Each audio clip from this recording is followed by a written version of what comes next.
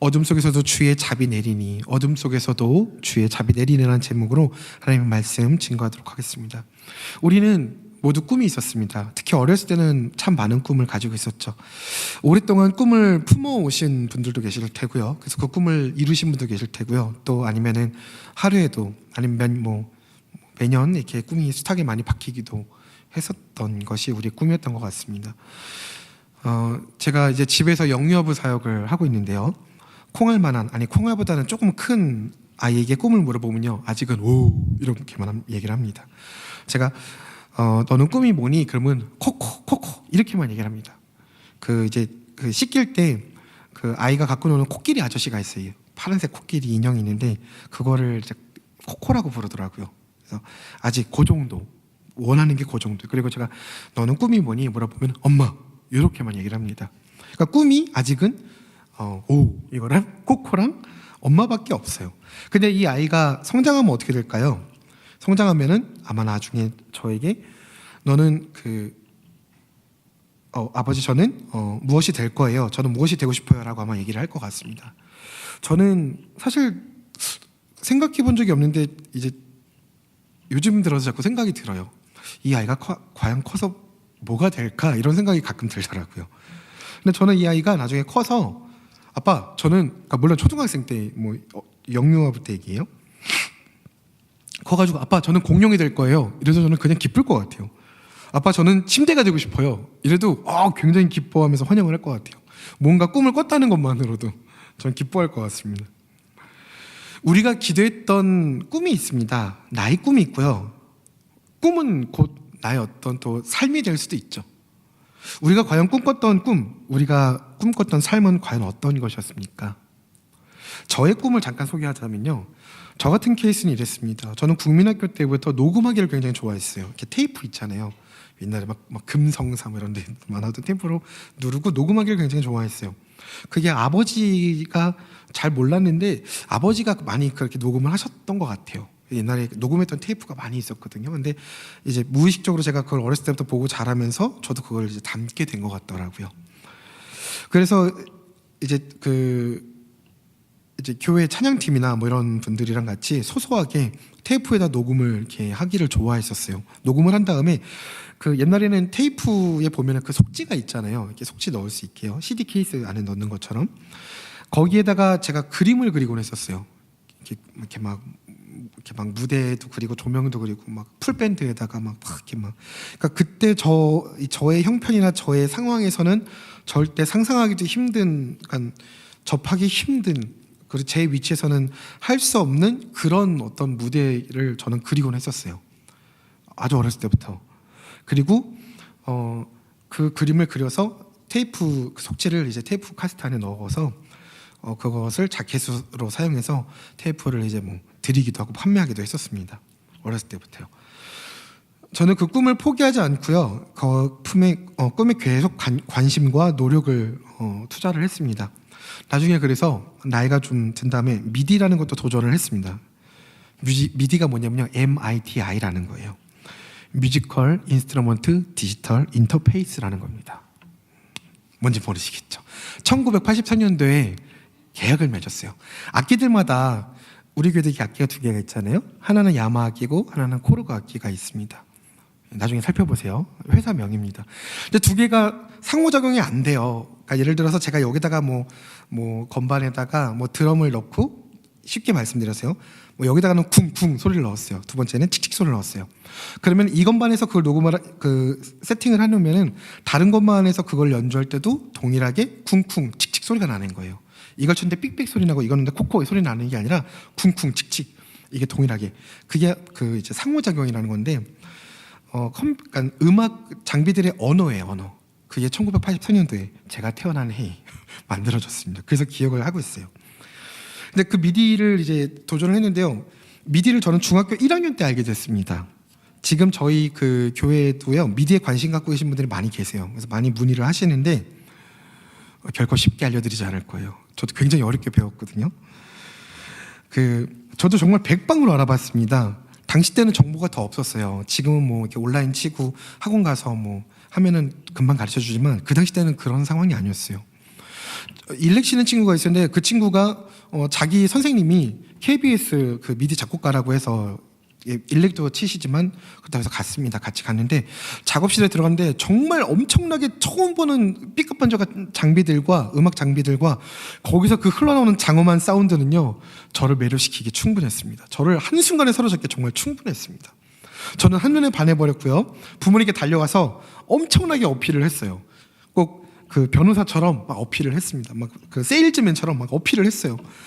배우고 싶어서 너무너무 쫄랐습니다. 왜냐면은 그때까지만 해도 제가 이런 선생님을 만나기 위해서 엄청나게 기도했고 엄청나게 노력을 했는데 그거에 대한 이제 첫 번째 선생님이셨기 때문에 그랬어요. 그러니까 저는 이런 분들을 만나기가 굉장히 어려웠습니다. 근데 부모님께서는 거절하셨어요. 그 이유가 뭐였냐면요. 제가 이제 부모님께 그 선생님 만나고 와서 바로 말씀을 드렸는데 제 몸에서 담배 냄새가 좀 났던 거예요. 담배 냄새가. 그래서 웅서가 너 이거 무슨 냄새니? 어머니가 물어보시더라고요. 아니 어머니 사실 뭐 그게 아니라 선생님이 이제 담배를 너무 많이 피셔서 담배 냄새가 저도 모르게 그 방에 들어갔다 작업실에 갔다 오니까 몸에 배어 있었던 거예요. 부모님께서 그러시더라고요. 너는 찬양을 만들고 부를 텐데 네가 담배 피우는 사람에게 무슨 정신을 배우겠다는 것이냐. 안 된다. 한석봉 어머니보다 좀 더 지독한 것 같아요 이거. 왜냐면은 이유가 사실 좀 얼토당토 않지 않나요? 그게 뭐라고 이렇게 생각할 수 있습니다. 근데 물론 저도 그랬어요. 그래서 그 얘기를 듣는 순간 사실 하늘이 무너지는 것 같았어요. 왜냐하면 그만큼 갈망함이 엄청나게 강했습니다. 엄청나게 강했어요. 하지만 이해가 되더라고요. 부모님의 뜻을 그래서 이해하고 받아들이고 다음을 기약을 했습니다. 그리고 혼자서 독학을 했어요. 미디를 혼자서 독학을 했습니다. 왜냐하면 저의 꿈이었기 때문에 절대로 포기하지 않았어요. 쉬운 결정은 아니었습니다. 이 포기한다는 것이요. 선생님을 포기한다는 것이요. 왜냐하면 아까도 말씀드렸지만 미디라는 것을 아는 사람도 별로 없는 시대였고요. 또 하는 분들도 별로 없는 시대였습니다. 그래서 저한테 굉장히 큰 어려움이었어요, 사실. 하지만 부모님 말씀에 귀를 기울이고 기도를 시작했습니다. 그리고 5년 뒤 고등학교 2학년 때 드디어 미디 장비를 구입하러 가게 됐습니다. 낙원상가로 갔어요. 예나 지금이나 낙원상가는 저에게는 정말 낙원과 같은 곳이에요. 저도 가면요 눈이 휘둥그레져서 계속 쳐다봅니다. 신상 막 악기들 나오면요 막 가서 다 쳐봐요. 뭐 부끄러움도 모르고 서서 계속 쳐봐요. 막 직원이 눈치 주던 말던 그냥 쳐봅니다. 막 나중에 살 거니까 뭐 이런 생각으로 뭐 합니다. 그러니까 그만큼 갈망함이 너무너무 사랑해요. 정말로 정말 너무너무 사랑합니다. 근데 처음 장비들을 구입할 때요 제가 잘 모르니까 조언해 주실 분 전문가분을 한 분 모시고 갔습니다. 그분은 SBS에서 작곡가 활동을 하시는 분이었어요. 대단한 분이었어요. 나중에 보니까 연세대학교에서도 강의를 하고 계시더라고요. 드디어 장비를 구입하러 갔죠. 같이 갔습니다. 정말 이루 말할 수 없이 너무나도 설렜어요. 지금도 그때만 생각하면 마음이 벅차요. 저 정말 진정으로 막 기뻐 보이지 않습니까? 정말 기뻤습니다. 근데 함께 간 그 전문가분이 직원에게 장비를 이제 문의를 하시는데 첫 마디가 제가 기분이 좀 많이 상했어요. 그 첫 마디가 뭐였냐면요. 그냥 뭐 장난칠 정도의 장비들 추천 한번 해주세요. 이 말이었어요. 장난이라고요? 아니 저는 제 꿈을 이 장비가 여러분들 이게 싸지 않습니다. 당시 때는 더 비쌌어요. 더 비쌌습니다. 그 고등학생이 구입할 수 있는 정도 정말 엄청나게 모으고 투자해가지고 구입을 할 수 있었던 거예요. 근데 그거를 장난이라고 얘기를 하니까 저는 굉장히 너무나도 기분이 나빴어요. 난 내 꿈을 위해서 투자하고 있는데 내 꿈을 위해서 걸어가고 있는데 장난이라니, 장난칠 정도라니. 물론 저도 이제 프로가 된 다음에는 그분의 그 뜻이 무슨 의미인지는 알겠더라고요. 무슨 의미인지 알겠는데 저는 어쨌든 간에 그 이야기 덕분에 더 열심히 미디, 뮤지컬 인스트루먼트 디지털 인터페이스에 전념하여서 나중에는 어떤 음악을 판매할 수 있는 정도의 결과물을 낼 수 있는 수준이 되었습니다. 음악을요 자기가 즐기는 거는 쉬워요. 뭐 즐길 수 있습니다. 근데요 음악을 만들어서 판매한다는 거는 대단한 거예요. 네, 그게 접니다. 네. 그러니까 굉장히 막 자부심을 가지고 살았었습니다. 굉장히 자부심을 가지고 살았었어요. 근데 그것을 가지고 하나님을 찬양하기를 원했습니다. 저는 그렇기 때문에 CCM을 하면서도 그러니까 저는 CCM을 하기 위해서는 세상 음악을 같이 해야 된다고 생각을 했어요. 왜냐하면 세상 음악을 하는 사람들이 CCM을 인정하지 않았던 풍토가 있었습니다. 왜냐하면 음악 수준도 너무 낮았고 또 실제로도 그렇기 때문에 그렇습니다. 거의 삼류 음악이라고 막 평가하고 그랬었어요. 그래서 저는 그래 내가 한번 찍고 가리라. 그래서 저는 대형 기획사에도 많이 도전을 했었고 실제로 이제 일도 많이 했었고 뭐 그런 이제 여러 가지 하나님께서 주신 기회들을 많이 겪을 수가 있었습니다. 그런데 저는 그 가운데서 계속 찬양하기를 원했어요. 나는 나중에 찬양 사역자가 될 거야. 그래서 계속 그 길을 계속 흔들리지 않고 걸어갔었습니다. 그래서 세상 가운데 찬양을 통하여서 찬양이라고 해서 말씀이 빠진 게 아니에요. 찬양 가운데 말씀이 포함되어 있으니까요. 말씀의 내용이 있으니까요. 그래서 그 말씀 가지고 그 찬양 가지고 선한 영향력을 끼치기를 원했습니다. 근데 그것은 생각처럼 쉽게 되지 않았어요. 이제부터 저의 실현의 시기가 다가옵니다. 근데 이 실현의 시기를 얘기하면 오늘 새벽 3시가 넘어가요. 그래서 그건 2탄으로 다음번에 그러고요. 이제는 사마리아 여인으로 한번 돌아와 보도록 하겠습니다. 다시 한번 볼까요? 사마리아 여인에게도 꿈이 있었을 거예요. 아니 꿈이 있었습니다. 제가 이 여자를 직접 만나보진 않았지만 성경을 보면은 이 여자도 이 여자를 만나면 이렇게 공허함이 있어요. 사마리아 여인한테요. 공허함이 있다는 건 뭐냐면요. 기대가 있었다는 거예요. 사마리아 여인에게도 꿈이 있었습니다. 사랑하는 남자와 결혼을 해서 아름다운 가정을 이루고 한 남자의 여인으로서 사랑받으며 오손도손 행복하게 사는 꿈이 있었을 겁니다. 그러나 여인은요, 무려 여자가 한 번만 버림을 받아도 이게 충격이 엄청나거든요. 버림받아 보지 않으셔서 모르시죠. 예, 저도 버림받지 않으려고 굉장히 노력하면서 살고 있습니다만은 굉장한 충격입니다, 이게. 근데 무려 5번이나 충격을 받았습니다. 5번이나 버림을 받았어요. 그리고 지금 있는 남자도 또 남편이 아니래요. 이게 무슨 상황인지 잘 모르겠어요, 사실. 잘 모르겠어요. 근데 이 여인이 굉장히 버림을 통해서 많이 힘든 상태다, 많이 공허한 상태다, 이 마음까지는 알겠더라고요. 근데 예수님께서 이 여인에게 말을 거셨어요. 물 좀 달라고.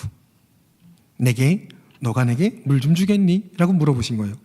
당시 예수님은요, 랍비로 알려져 있었습니다. 당시에는요, 유대인들은요, 유대인만 해도 사마리아인들한테 말을 안 거는데, 이런 어떤 랍비, 이런 사람 정말 대단한 사람들이거든요. 근데 이 사람들이 사마리아인에게 말을 건다는 것만, 이거 되게 어려운, 상대를 해줄까 말까 일이에요. 정말 상상하기도 어려운 일이었습니다. 당시 때 풍토로는요. 근데 그녀는요, 그냥 사마리아인도 아닌 사마리아 여인이었습니다. 성경에 남자만 기록되어 있는 거 아시죠? 아이도 빠지고 여자아이도 빠지고 남자만 기록되어 있는 그런 시대였어요. 그런 시대. 근데 사마리아인도 상대해줄까 말까인데 사마리아 여인에게 예수님께서 말을 거셨다는 것입니다. 이게 본문에 이제 읽어보시면 나와 있지만 먹을 것을 구하러 갔다가 온 제자들도 엄청 놀랍니다. 그 광경을 보고. 아니 예수님, 그러니까 차마 묻진 못해요. 제자들도 묻진 못했다고 나와 있어요. 근데 놀라운 것은요, 정말 놀라운 것은요, 예수님께서 그녀에게 어떤 마실 것을 구하셨다는 거, 이런 게 중요한 게, 이런 것이 놀라운 게 아니고요. 예수님께서 그녀에게 무언가를 했다는 사실 자체가 굉장히 놀라운 것입니다. 굉장히 놀라운 일이에요. 그녀의 삶은요, 굉장한 어둠이었어요. 공허 그 자체였고요, 만족이 없는 삶이었습니다. 그런데요, 이날은요, 그녀의 어둠 속에도 주님의 자비가 내린 날이 된 것입니다. 그녀는 처음에 예수님의 말씀을 잘 이해하지 못했어요. 너가 나에게 물을 주겠니? 당신은 어떻게 나는 사마리아 여인인데 나에게 말을 거십니까? 상대 안 해주는데 막 얘기를 해요.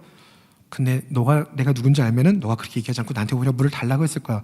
전혀 엉뚱한 말이죠. 물을 달라고 했던 사람이 갑자기 나한테 물을 달라고. 그러니까 막 사마리아 여인이 막 이상한 얘기를 해요. 당신이 갖고 있는 우물에 더 큰 게 있습니까? 이런 식으로 물어봐요. 질문을 합니다.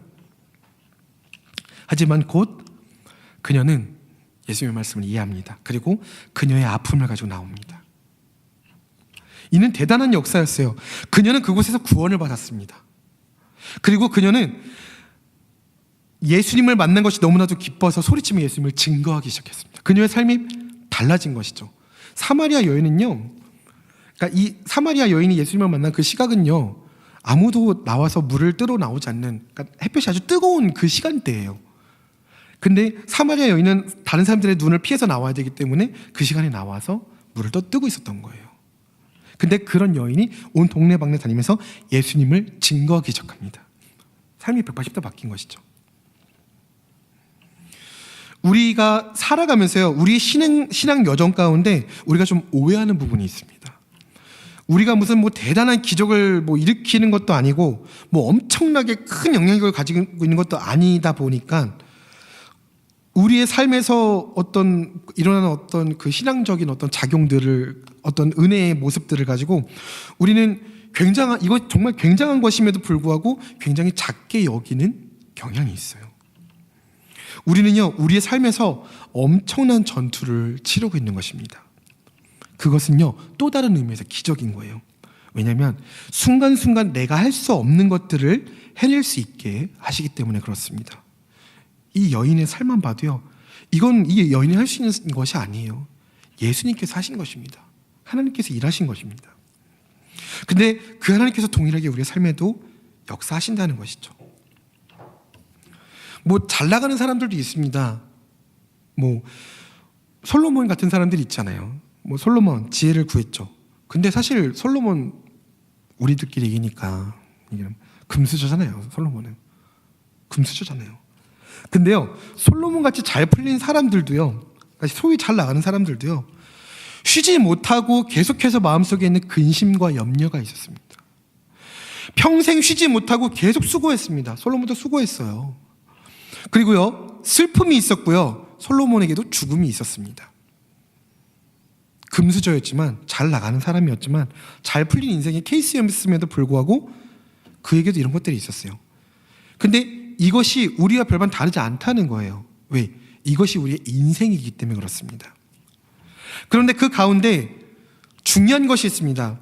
염려 있죠? 수고 있죠? 슬픔이 없는 인생이 어디 있겠습니까? 그런데 그 염려를 다루는 자세, 슬픔을 극복하는 자세, 시련이 덮치는데 믿음으로 홈런시키는 자세가 바로 크리스찬의 신앙생활이라는 것입니다.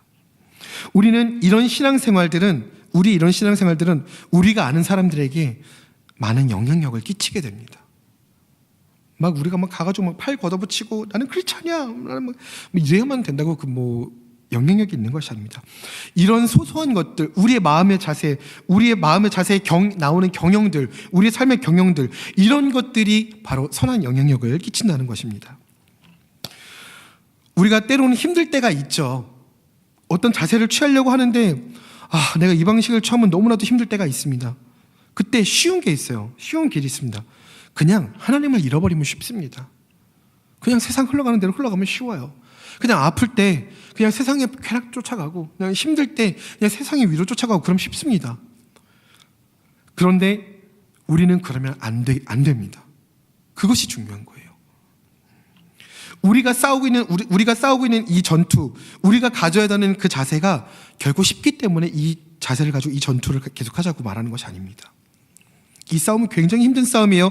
우리의 삶은요, 하나님의 약속을 지켜가는 싸움이기 때문에 굉장히 어렵습니다. 굉장히 곤고하고 힘든 날이 있을 수 있어요. 그렇기 때문에 하나님을 사랑하고 하나님의 말씀대로 살겠다고 다짐하고 늘 기도하는 우리에게 무너지는 포인트 지점이 많은 것은 너무나도 당연한 것일 수도 있어요. 그런데요, 너무나도 감사한 것이 있죠. 바로 하나님께서 우리 삶 가운데 일하신다는 것입니다. 우리는 기다림을 통해서 하나님의 생명이 열매 맺는 우리의 삶이 되어져야 합니다. 우리는 그럼에도 불구하고 기다리지 못해서 많은 이유들로 죄에 묶여서 살아갑니다. 하나님께서 아직 움직이지 않으셨는데, 하나님의 음성이 아직 없는데, 말씀이 없는데, 내가 움직일 때가 생각해보면 돌이켜보면 너무나도 많아요. 오늘만 돌이켜봐도 너무나도 많았어요. 그래서 우리의 인생이 어둠 가운데 묻히기도 합니다. 그 기다림을 기다리지 못해서. 그러나 우리가 그때 기억해야 될 것은 사마리아 여인에게 물을 달라고 하셨던 주님께서 우리에게도 동일하게 어둠 속에서도 주님의 자비를 내려주신다는 사실입니다. 하나님께서 일하시고 계신다는 거예요. 세상이 악하다고 해서 시험받을 필요가 없습니다. 악한 사람이 잘 된다고 해서 열받을 필요가 없어요. 왜냐하면 우리는 그거 말고요, 이미 엄청난 부유한 사람이기 때문에 그렇습니다. 우리에게 주신 것이 있죠. 우리는 믿음이 있습니다. 우리에게는 믿음의 부유함을 주셨어요. 우리에게는 소망이 있습니다. 우리는 소망의 부유함을 가진 사람들이요. 우리에게는 사랑이 있습니다. love, 사랑. 근데 우리는 자주 우리가 무엇과 싸우는지 가끔 잊어버릴 때가 있어요.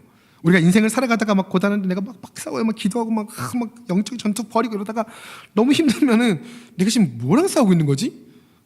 내가 지금 뭐랑 잃어버릴 때가 있어요. 가끔. 저도 막 사역하고 막 열심히 하고 막 주여하고 막 사단마귀였어 막. 근데 사단마귀가 막 보이는 게 아니잖아요. 제 옆에서 막 계속 깐죽대는 것도 아니잖아요. 그러니까 내가 누구랑 싸웠던 걸 잊어버릴 때가 있어요. 근데 그때가 무서운 겁니다. 그때가. 하나님을 향한 성실로 달려나가고 있다가 가끔씩 내가 이렇게 싸우는 게 도대체 무슨 유익이 있지? 내가 꼭 이렇게까지 신앙생활을 해야 되나? 이런 생각이 드는 순간 전투력을 상실하고 맙니다. 그래서 자신의 세상으로 돌아가 다시 세상으로 빠져들어갑니다. 물론 그럴 수 있죠. 우리 연약하니까. 우리는 죄인이니까요. 그런데요, 우리가 기억해야 될 것은요, 우리의 싸움은, 우리 영적인 싸움은요, 우리가 죽는 그날까지 계속된다는 겁니다. 그래서 최후 승리를 얻기까지 주님의 십자가만 붙들고 싸워야 한다는 사실입니다. 우리나라 6.25 전쟁 때 고지전이 있었죠. 고지전이요. 그때 고지전에 있는 그 마지막 그 전쟁, 그러니까 이제 휴정한다고 서약하고 나서 사인을 하고 나서도 12시간을 더 싸웠다고 하더라고요. 12시간요. 계속 뺏고 뺏기는 싸움이 계속됐습니다. 그 전에도 계속됐었고요. 근데 그 사인을 하고 나서도 12시간을 더 싸워야 됐었던 그 군인들 얼마나 힘들었겠습니까? 힘든 정도였겠어요. 죽어나가는데요. 뭐 정말 허망하죠. 12시간 동안. 그런데요, 우리의 예배 싸움은요, 평생입니다. 평생. 이 싸움은요, 평생인데요. 여기 사실 여기서 갈판이 이렇게 갈라집니다. 바로 예배입니다. 예배를 드리는데요, 하나님의 임재는요, 사람의 감동과 감격을 넘어서는 거예요. 예배가 얼마나 중요하냐면요, 예배를 드린다고 무조건 하나님께서 받으시는 게 아니에요. 그냥 와서 우리가 설교 듣는다고, 그냥 찬양 부른다고, 그냥 기도한다고 끝나는 게 아닙니다. 정말 이걸 받으시는 분이 계신다는 거예요. 우리가 마음을 다해서 예배를 못 드릴 때가 있습니다. 그때 저도 그럴 때가 있는데요, 그럴 때 제 마음이 얼마나 추악한지 스스로 알게 돼요. 예배를 못 드리는, 진심을 다해서 정성을 다해서 신령과 진정으로 예배를 못 드리는 제 모습이, 제 마음이 얼마나 추악한지 하나님 앞에서 다 드러납니다. 오죽하면 하나님께서 역겹다고 제사를 멈추라고 말씀하셨을까요? 하지 말라고. 우리는 진정한 예배를 드리는 것을 계속해서 훈련해야 돼요. 훈련해야 됩니다. 왜냐면요, 고기도 먹어본 사람이 먹을 줄 안다고요. 진정한 예배를 드려본 사람은 진정한 예배를 자꾸 드리려고 하기 때문에 그렇습니다. 그런데요, 우리의 삶은요, 이 예배라는 것이요, 지금 우리가 드리고 있는 것만이 예배가 아니라 우리의 삶 전체가 예배가 되어져야 되고, 우리의 삶 전체가 거룩한 예배가 되어져야 합니다. 뭐 유명한 말들로 설교하시는 분들이나 리더자들이 이런 얘기를 해요. 여러분, 예배는 콘서트가 아닙니다. 저는 그 말 별로 썩 좋아하지 않아요. 이제 더 파생된 것도 있어요. 여러분, 예배는 드라마가 아닙니다. 저는 사실 이 얘기 들을 때마다 콧방귀를 뀌고 싶어요.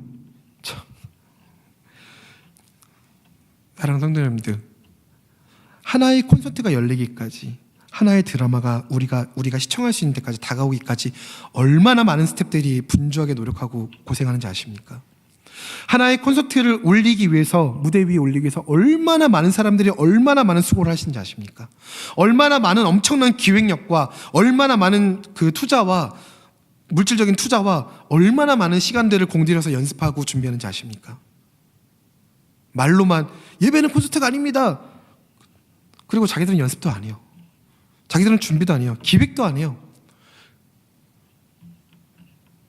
저는 그래서 예배가 콘서트가 아닙니다라는 말, 동의합니다. 그런데요, 예배는 콘서트입니다. 예배는 콘서트고요. 예배는 쇼예요, 쇼. 하나님의 쇼입니다. 그래서 그 어린이들 그 선교하는 단체에 이런 이름도 있습니다. 히즈쇼라는 이름도 있어요. 하나님의 쇼. 하나님께서 우리 가운데 우리 인생 가운데 우리를 섭리하시고 우리를 이끌어 가시는 하나님의 쇼. 하나님의 드라마. 예배는요, 내용이 분명해야 됩니다. 내용이요. 그 내용은 바로 말씀입니다. 근데요, 천주교가 여기서 실수했어요. 내용보다는 그러니까 예배 어떤 형식을 더 중요하게 생각을 했다는 것입니다. 기독교는요, 반대예요. 쉽게 말씀드리면 이렇습니다. 천주교는요, 음식을 내올 때 멋진 그릇에 더 신경을 쓴 거예요. 멋진 그릇에, 음식보다. 기독교는요, 맛있는 음식 자체에 더 신경을 쓴 것입니다. 무엇이 옳을까요? 말씀은요, 예배입니다. 지금 제가 알고 있는 것을 설교라고 합니다. 설교. 물론 이제 전도사지만 그냥 지금 이해를 돕기 위해서 말씀드리겠습니다. 설교라고 하는데요, 설교 말고요, 말씀 그 자체를 말씀드리는 거예요. 그 말씀 그 자체가 우리 예배 가운데 있어야 한다는 것입니다. 우리의 마음 가운데요, 공허함이 있을 수 있어요. 빈 마음이 있을 수 있습니다. 그런데요, 그 가운데 기쁨과 감사와 행복으로 바뀌는 예배의 경험이 우리에게 많이 필요합니다. 사마리아 여인, 저는 너무나도 부럽습니다. 여러 가지 면에서 부러워요. 예수님 직접 만났고요. 내가 과연 예수님을 직접 만나고 어떤 그런 기쁨이 있다고 해서 내가 그렇게 뛰어다니면서 예수님을 증거할 수 있는 그런 용기가 있나 내 안에? 좀 점검하게 되더라고요. 그래서 저는 사마리아 여인 참 여러 가지로 참 부럽습니다. 대단한 사람이라고 생각이 들어요. 우리는요, 이론에다가 우리 인생을 던질 때가 있습니다. 그런데요, 우리의 인생 말씀 가운데 말씀 이거 중요한 거 아닙니다. 우리의 삶에 있어서 중요한 건 바로 사건이에요. 사건. 어떤 신앙적인 사건이 분명히 있어야 된다는 것입니다. 담임 목사님께서 말씀하시는 나만의 이야기가 있어야 된다는 거예요. 나의 스토리가 있어야 된다는 거, 어떤 사건이 있어야 된다는 것입니다. 중요한 것은요, 그 사건이요, 과거에 묶여있는 하나님이 아니라 지금 내 삶 속에서, 내 인생 속에서, 내 생활 속에서 나를 위해 일하시는 하나님을 하루하루 만나는 시간, 바로 그 사건이라는 거예요. 그 사건이 우리에게 필요합니다. 신앙은요, 과거에 얽매이는 게 아니에요. 성경 그냥 구약식 대 신앙 이런 게 아닙니다. 신앙은요, 미래를 그냥 동경하는 것이 아니에요. 오늘, 현재, 지금, right now, 즉시로, at once. 지금 일하시는 하나님, 내 마음의 염려, 내 마음의 수고, 내 마음의 슬픔을 내어 맡기는 하나님, 우리의 불확실성, 우리의 할 수 없음, 우리의 포기, 우리의 문제를 그대로 들고 있는 모습 그대로 나갈 수 있는 하나님. 혹시 가정에 실패하셨습니까? 혹시 관계에 실패하셨습니까? 사랑 관계. 혹시 이 중에 대인기피증이 있는 분이 계십니까? 혹시 꿈에 실패하신 분이 계십니까? 사마리아 여인에게 다가가셨던 주님께서 오늘도 나를 안아주십니다. 그렇기 때문에 괜찮아요. 왜냐하면 우리의 이 싸움은요, 모든 싸움은요, 결국에는 이길 끝에 계시는 하나님을 만나기 위해서 향해서 가는 거예요. 그러니까 그거 외에 다른 거 외에 네가 기도가 부족해서 그렇다니, 네가 죄가 많아서 그런 좀 이상한 논리들은 이제 좀 없어졌으면 좋겠어요. 그게 아닙니다. 우리에게 어려움이 있는 거 너무나도 당연한 거예요. 너무나도 당연한 사실. 왜냐면 우리 인간이니까요. 우리 완벽하지 않으니까요. 그 가운데서 하나님께 더 집중하고 하나님께 내어 맡기는 것. 우리는 그것을 할 수 있기 때문에 우리에게 강함 되시는 주님이 계시잖아요. 헛된 것들이 교인이 자꾸 우리 교회 안에서 주장하면 안 됩니다. 저도 이렇게 설교를 하다 보면요, 자꾸 제 생각이나 이렇게 목회를 하다 보면 그런 말들이 나올 때가 있어요. 저도 그걸 절제하려고 굉장히 많이 노력을 합니다. 왜냐하면 말씀에서 시작된 게 아닌 말들이 있어요. 그냥 제 생각인 것들이 있을 때가 있어요. 그거 주장하면 안 됩니다. 그게 교회를 운영하게끔 만들어서는 안 돼요. 가끔 그게 막 내가 세운 기준이 막 다인 양 막 떠드는 사람들이 있는데 그거 굉장히 교만한 거예요. 그거 큰일 날 일입니다, 사실. 교회를 교회되지 못하게 하는 부분들 요소 중에 하나예요, 그게. 하나님께서는 말씀하십니다. 예수께서 지금 우리에게 말씀하신다고요. 내 셈에 와서 생수를 마셔라. 내 셈에 와서 생수를 마셔라. 하늘 양식으로 우리가 채워져야 됩니다. 하늘 양식으로. 그런데 우리는 엉뚱한 것들로 우리의 삶을 자꾸 채우려고 합니다. 사마리아 여인은 예수님을 만나고 변했어요. 바뀌었습니다. 체인지 됐어요. 근데 우리는 아직도 변화되기 이전에 사마리아 여인처럼 살아가려고 자꾸 그쪽으로 노력할 때도 있습니다. 그러면 안 돼요. 여러분 꼭 기억해 주십시오. 우리 사랑하는 성도님들, 우리가 죄 지을 수 있어요. 우리가 연약해서 또 넘어질 수 있어요. 우리가 쓰러질 수 있습니다. 우리의 마음 가운데 우리가 어떻게 할 수 없는 죄의식들이 우리를 괴롭힐 수 있습니다. 하지만 절대로 낭망하지 마십시오.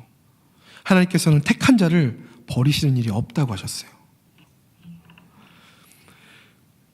저는 그 광고 참 좋은 것 같습니다. 뭐 이러쿵저러쿵 해도 어차피 우리의 삶은, 우리의 결론은 주님을 선택하는 삶 되었으면 좋겠습니다. 예수님께서는요, 유대인이나 헬라인이나 사마리아인 차별하지 않으셨어요. 로마서 10장 12절입니다. 한 분이신 주님께서 모든 사람의 주가 되사 그를 부르는 모든 사람에게 부유하시도다.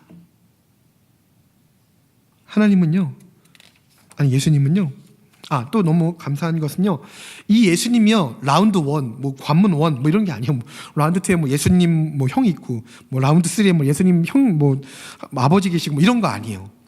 그냥 예수님만 믿으면 돼요. 만약 예수님들 믿으면 무슨 뭐 일본이나 이런 데는 신들처럼 몇 그걸 다 믿으신다 그러면은 저는 예수님 못 믿을 것 같아요. 근데 너무나도 감사하게 예수님 한 분. 예수님께서 이르시되 내가 곧 진리요, 내가 곧 길이요, 진리요, 생명이니 나로 맘지 않고서는 아버지께로 올 자가 없느니라. 예수님 한 분, 오직 한 길이에요. 오직 한 길. 그리고 더욱더 감사한 것은요, 이 예수님께 우리가 선택되었을 때, 아니 오늘 이 말씀만 봐도 그렇습니다. 부분 말씀만 봐도요, 사마리아 여인이 뭐 예수님께 잘 보였어요?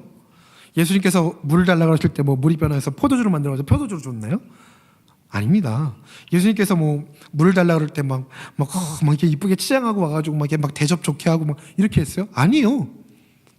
그냥 예수님을 만났을 뿐이에요. 우리의 공로가 아니라는 겁니다. 우리의 의지가 아니라는 겁니다. 내가 오늘 예수님 만날 거니까, 오늘 예수님께 어떤 복을 받을 거니까 이쁘게 가서 내가 기도를 몇 시간 하고 내가 어떻게 살면 이거, 그게 아니라는 거예요. 우리의 노력으로 되는 것이 아니라는 것입니다. 하나님의 사랑으로 우리는 하나님의 사랑의 대상이 되었다는 것입니다. 하나님께서 우리를 선택하신 거예요. 우리가 그래 오늘은 예수님께 가고, 그래 오늘은 예수님께서 좀 안 되는 것 같아. 그러면 내일은 부처님한테 가고, 내일은 부처님한테 가서 이게 좀 안 되는 것 같아. 그러면 내일은 뭐 또 다른 사람한테 가고, 그 다음에 어디 신천지 가고, 이거 아니라는 거예요. 그냥 예수님 한 분이면 된다는 것입니다. 예수님 한 분이면 된다는 것이에요. 우리가 선택받은, 우리가 존귀한 이유는요, 우리의 어떠함 때문이 아니에요. 우리의 어떤 행함 때문이 아니에요. 우린 근데 여기 자꾸 넘어져요. 내가 예배를 잘 안 드려서, 내가 기도를 잘 안 해서, 내가 선교를 안 해서, 내가 뭘 안 해서. 그런 거 아니라니까요. 그런 거 아니에요. 물론 그럴 수도 있어요. 근데요, 특별한 케이스들이 있죠. 근데 그게 아니라는 것입니다. 하나님의 사랑 때문에, 하나님의 어떠하심 때문에 우리가 선택되었다는 것이에요. 사마리아 여인 노력하지 않았습니다. 그냥 자기 아픔 가지고 그대로 예수님께 나왔어요. 구원받았습니다. 예수님을 증거하는 삶으로 변화되어졌습니다. 그래서 우리는 주님이 없어서는 안 돼요. 그래서 우리를 움직이는 엔진은 바로 은혜입니다. 근데 우리는 은혜를 버리고 자꾸 살아가려고 그래요. 은혜를 버리고. 우리의 삶은 은혜에다가 닻을 내리는 삶이 되어야 됩니다. 우리가 살아가다 보면요, 멍이 들고 마음이 상하기도 하고요. 하지만 그때 또 우리를 고쳐주시는 주님이 계십니다. 그 주님의 얼굴을 구하면서 나가야 됩니다. 그리고 끝까지 당당하게 이 길을 걸어가야 합니다. 버티고 버티는 것입니다. 모세께서 말씀하셨잖아요. 믿음은 버티고 인내하고 것이라고, 견디는 것이라고.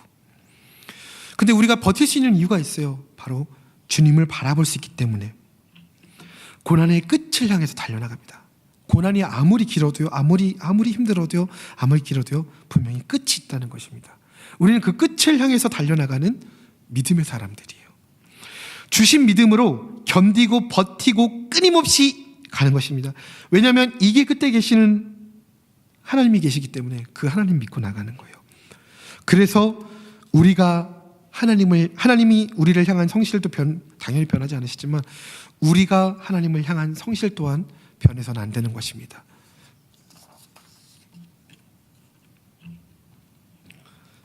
우리가 이제 할 일은요, 우리가 동쪽을 가던 이쪽인가요? 동쪽을 가던 성도님들 기준 이쪽이시죠? 동쪽을 가던 서쪽을 가던 남쪽을 가던 북쪽을 가던 슬픔이 있는 사람들에게 완전하신 하나님의 사랑을 심는 것입니다. 이게 끝에 주님이 계시니까 우리가 만약에 1000년을 산다고 해도 2000년을 산다고 해도 우리는 이 길을 가야 돼요. 사마리아 여인이 가졌던 그 은혜, 그 기쁨, 그 감격이 우리 삶 가운데 함께 있어야 한다는 것입니다. 우리는요, 이것이 안 될 때 바로 주님이 우리와 함께 계시니 얼마나 감사합니까? 그런데 하나님께서 우리와 계시지 않을 때 우리는 이 문제를 놓고 오열해야 돼요. 우리는 이 문제를 놓고 회개해야 돼요. 우리는 이 문제를 놓고 통곡해야 돼요. 우리 지금 다른 거 신경 쓸 때가 아닙니다. 물론 이제 돈 많이 벌어야죠. 일해야죠. 공부해야죠. 여러 가지 다 해야죠. 그런데요, 그렇다고 해서 이걸 자꾸 놓치면 안 돼요. 사실 고3 학생들 공부한다고 교회 안 나오고 이러는 친구들 정말 권면하고 싶어요. 정말 혼내고 싶어요. 그렇게 해서라도 돌이키게 하고 싶어요. 부모님 붙잡고 설득하고 싶을 때가 한두 번이 아니에요, 진짜로. 우리 청년들 준비한다고 교회 못 나오고 전생님 기도해 주세요. 아니, 기도 안 해주고 싶어요.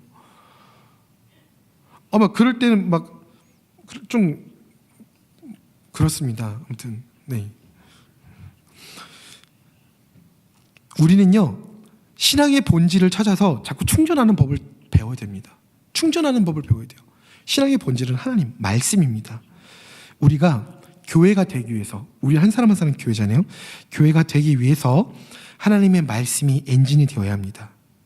우리가 사마리아 여인처럼, 사마리아 여인에게도 어두운 날에도 분명히 예수님께서 역사하셨습니다. 자비를 내려주셨어요. 우리가 어려울 때, 우리가 지칠 때, 우리가 병약할 때, 우리가 외로울 때, 우리가 공고할 때, 또 우리에게 아무도 없을 때, 정말 한 사람도 내 편이 없을 때도 예수님께서는 내 편이 되어주시고 그 어두운 가운데 하나님의 자비를 내려주신다는 것입니다.